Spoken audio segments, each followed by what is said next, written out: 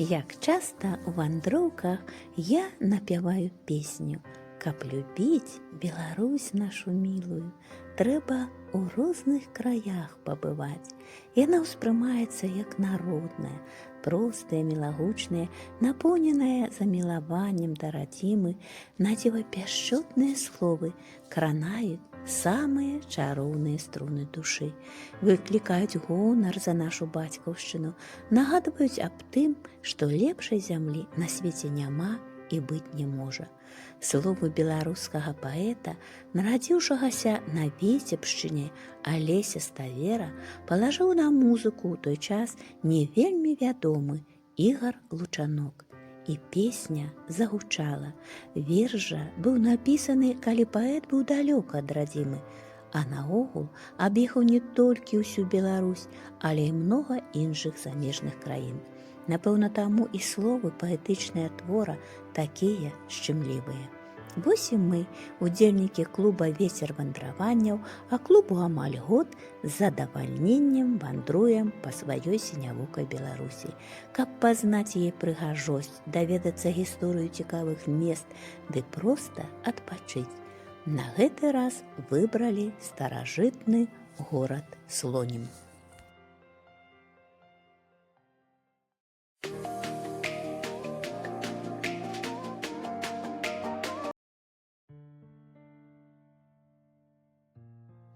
З першага кроку Слонім паказаўся утульным, маляўнічым, цікавым горадам са сваёй прыгожай архітэктурай і восеньскімі колерамі, пахам кавы і гарбаты ва ўтульных кафейні і нават кавалачкам Парыжу, калі ў цэнтры сустрэлі знакамітую Эйфелеву башню. Хаця ў горадзе ёсць свая, шэрая, можна сказаць, непрыгожая, але гістарычна цікавая, бо была пабудавана немцамі падчас Першай сусветнай вайны.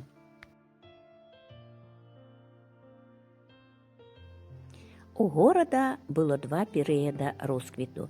Першы прыйшоў на канец 16-го, пачатак 17-го стагоддзя, калі тутэйшае стараства узначаліў канцлер літоўскі Леў Сапега. З яго лёгкай рукі сюды на генеральныя сеймікі Вялікага княства літоўскага з'язджаліся сенатары і паслы. Дзякуючы Льву Сапега горад атрымаў герб, якім карыстаецца і зараз.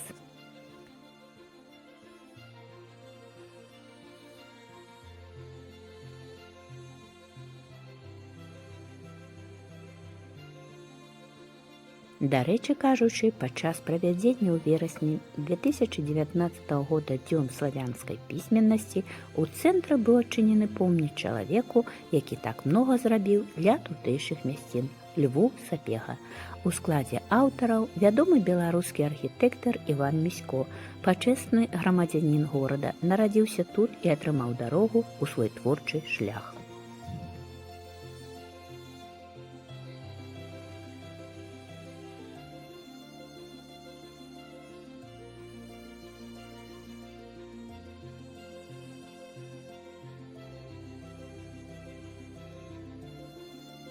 Другі ж перыяд росквіту прыходзіцца на апошнюю частку 18 стагоддзя. Стараста горада Міхаіл Казімір Агінскі пабудаваў тут сваю прыгожую рэзідэнцыю, знакаміты тэатр і тыпаграфію. У гэты час горад меў славу аднаго з важнейшых культурных цэнтраў, за што і называлі яго палескімі Афінамі. А сядзіба Агінскага разам з прыдворным тэатрам і аркестрам сядзібай муз. Усё гэта мы даведаліся падчас экскурсію ў Слонімскі краязнаўчы музей. Вот он сюда вернулся, попробовал заниматься хозяйством. Ну, тут у него поместье было под городом. Ну, у него было другое увлечение. Он любил заниматься, изучать историю родного края. Собирал книги, старинные документы, раскопки делал. Он даже умудрился во время службы в армии окончить Московский археологический институт. Вольнослушателем. Ну, заочно, наверное, я так понимаю. Вот видите, какие раньше дипломы давали? Не такие, как нас. Нам. А вот какой-то лист. Ну и, в общем-то, он делал, я к чему говорю, он делал все довольно профессионально. И раскопки, и все. Вот. Ну и занялся он этим. А тогда, ну, попал на хорошую волну, потому что польское правительство пыталось ополячить и белорусов, и украинцев, вот эти вот, что попали. И поэтому краеведение для них было очень важным таким направлением внутренней политики. Вот. И, естественно, поэтому они краеведение поддерживали. Музеи, там, изучение, они пытались убедить, что вот когда-то была Речь Посполитая, мы были одним народом. Вот. Так что вот такой вот. И, конечно, он был, его поддержали. Когда он открывал музей, ну, он тут сначала провел пару выставок, документов и книг так, в городе.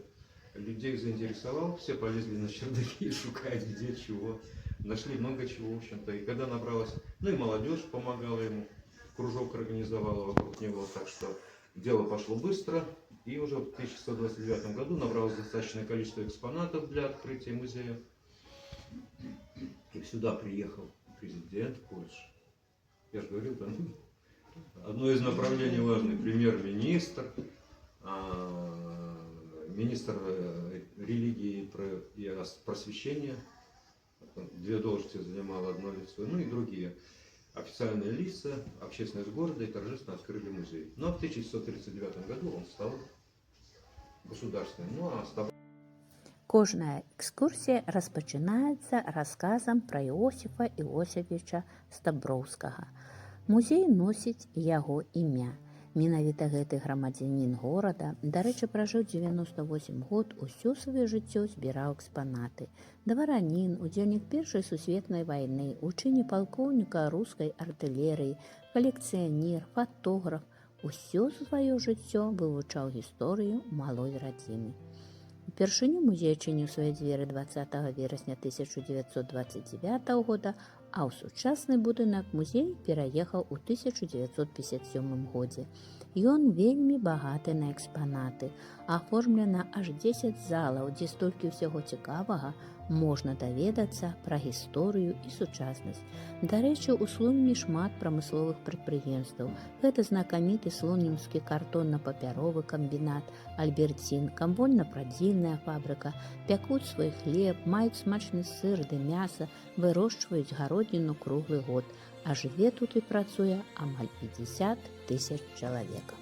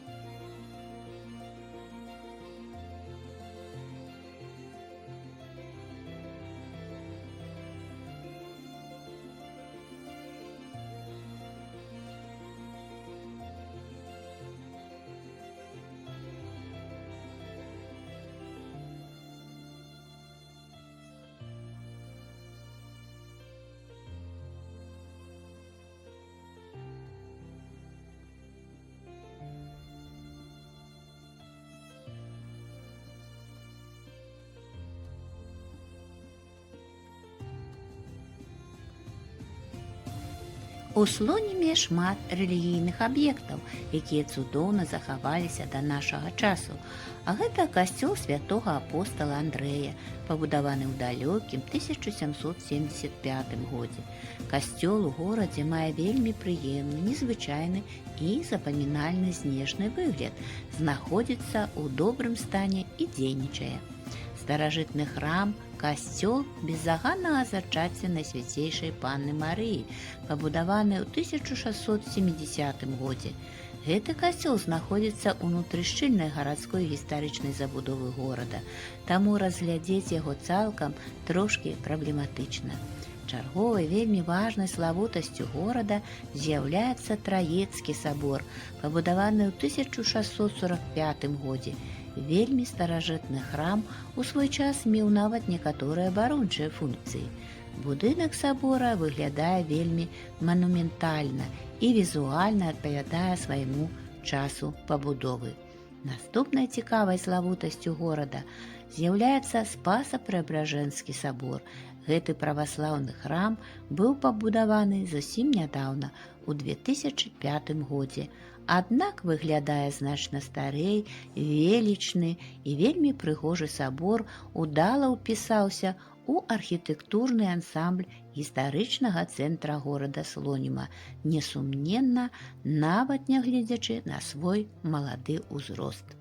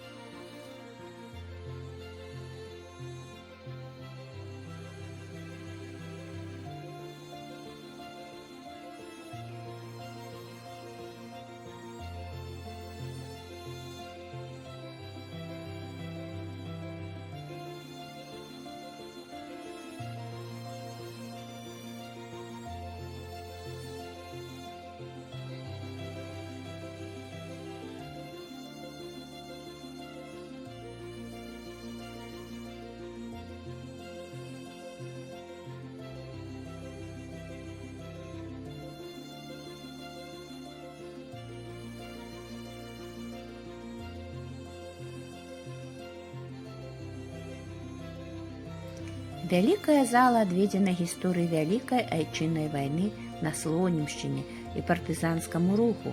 Ужо 22 чэрвеня нямецкая авіяцыя бамбіла і Слонім. Жорсткія баі прайшлі 24 чэрвеня раннім ранкам, а 25 ля 16 гадзін вораг ступіў на вуліцы горада. Немцы адразу усталявалі ў Слоніме свой парадак. Яўрэйскае насельніцтва было сагнана ў гета. Некалькі будынкаў на прывакзальнай плошчы адведзены пад турму, а ў цэнтры пастаўлена віселіца.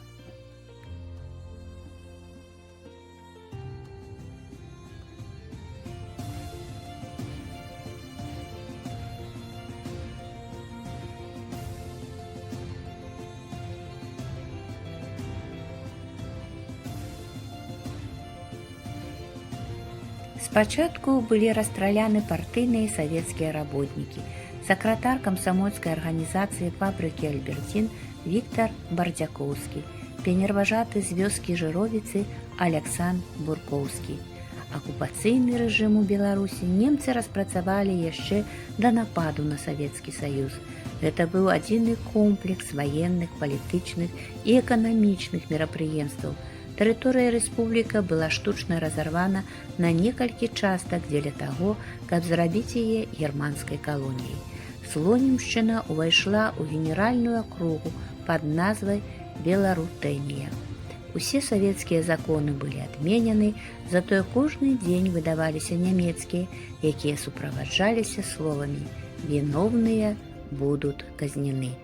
Супроць мірнага насельніцтва было праведзена шмат карательных экспедыцый, падчас якіх было знішчана 31 вёска, з іх 5 з мірным насельніцтвам.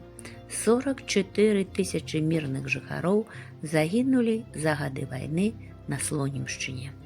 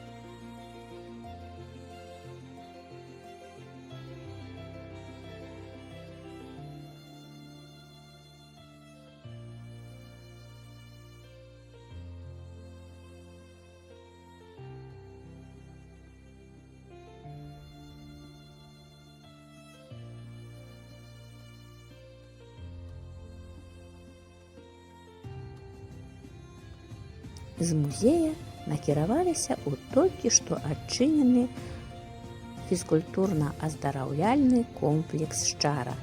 Накіроўвацца трэба было ўжо ў сучасны мікрараён на вуліцу Незалежнасці.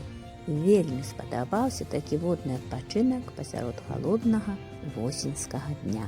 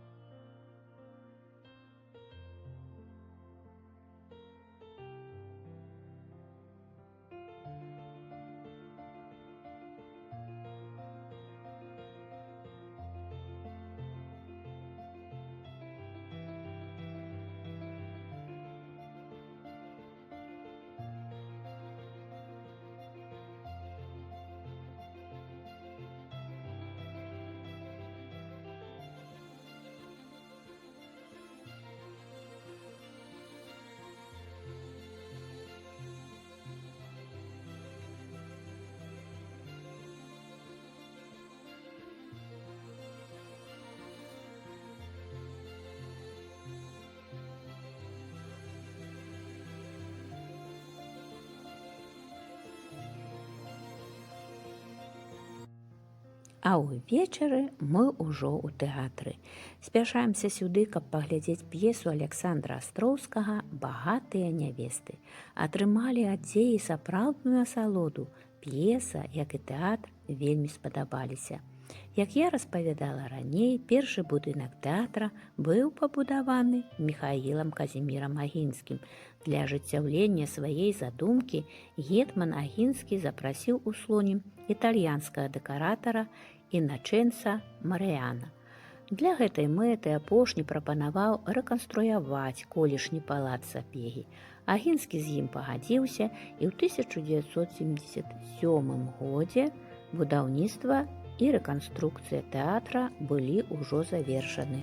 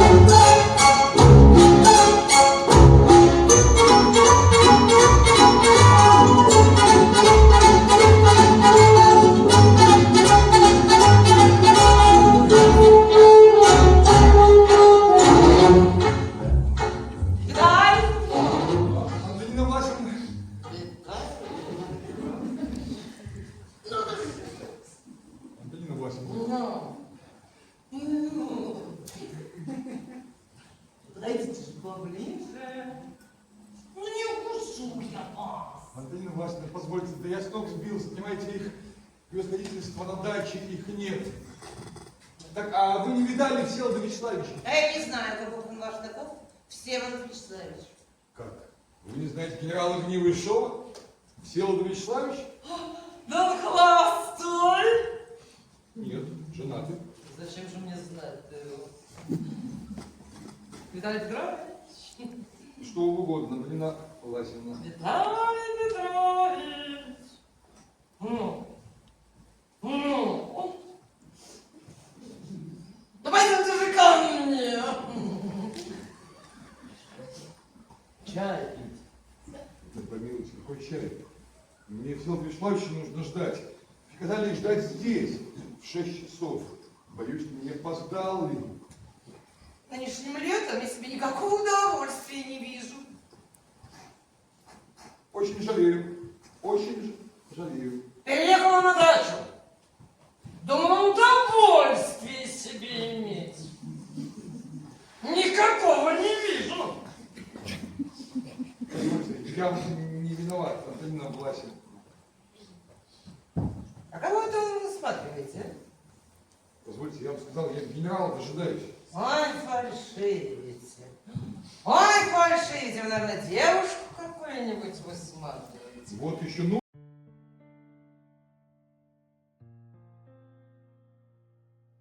Для будаўніцтва у той час былі ўзяты самыя сучасныя сродкі, якія дазвалялі лёгка мяняць дэкарацыі, а пры неабходнасці нават выводзіць на сцэну сапраўдныя караблі.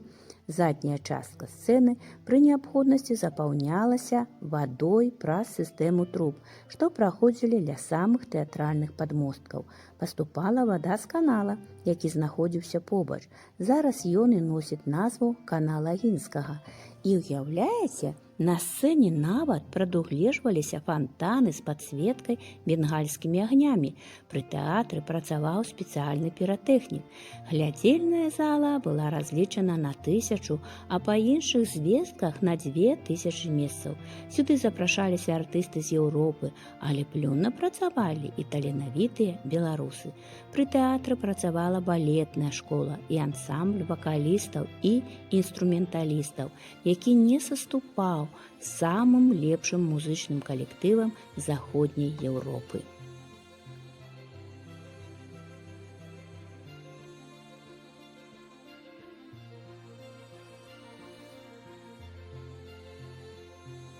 Сам жа Міхаіл Казімір Агінскі быў выдатным выканаўцам на некалькіх музычных інструментаў, таленавітым пісьменнікам.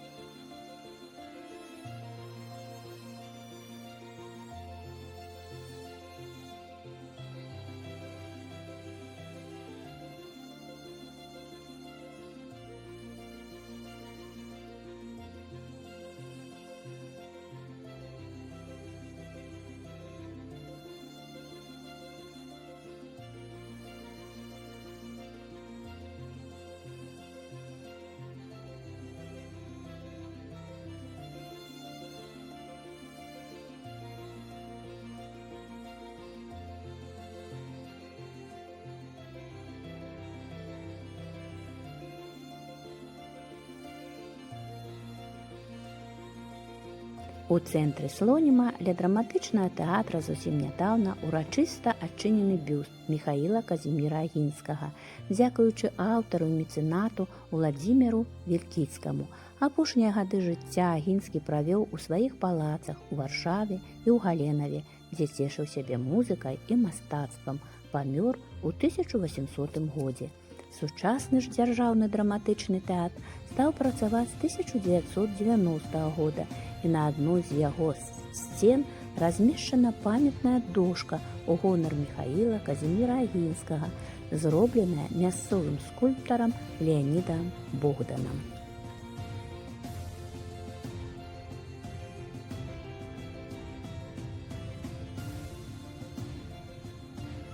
Вось такім нам адкрыўся Слонім, і што мы паспелі за адзін дзень. І калі вы будзеце выбіраць накірунак для падарожжа, раім пабываць у Слонімі, у цікавым старажытным горадзе.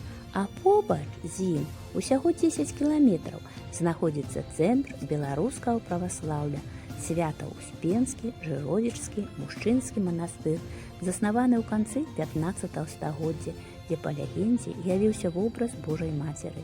Гэта адзін з прыгожых архітэктурных ансамбляў 17-18 стагоддзя, складаецца з 6 храмаў. З усяго свету едуць сюды людзі, каб дакрануцца да святыні. Мы ўжо аднойчы вандравалі сюды, але ніколі не лішнім прыехаць у святыя мясціны ізноў. Таму ў канцы роліка невялічкая вандроўка па комплексу.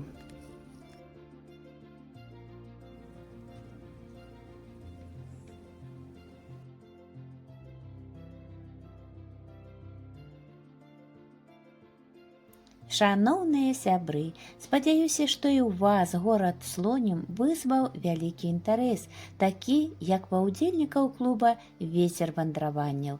І ведаеце, мы вырашылі, што абавязкова прыедзем яшчэ сюды, каб пабачыць усё тое, што не ўдалося. І вельмі рады, калі вандроўка прыйшлася даспадобы і вам. А падарожнічаць са мной вельмі лёгка, нават седзячы на канапе. Трэба толькі падпісацца на канал «Жыву дарогай».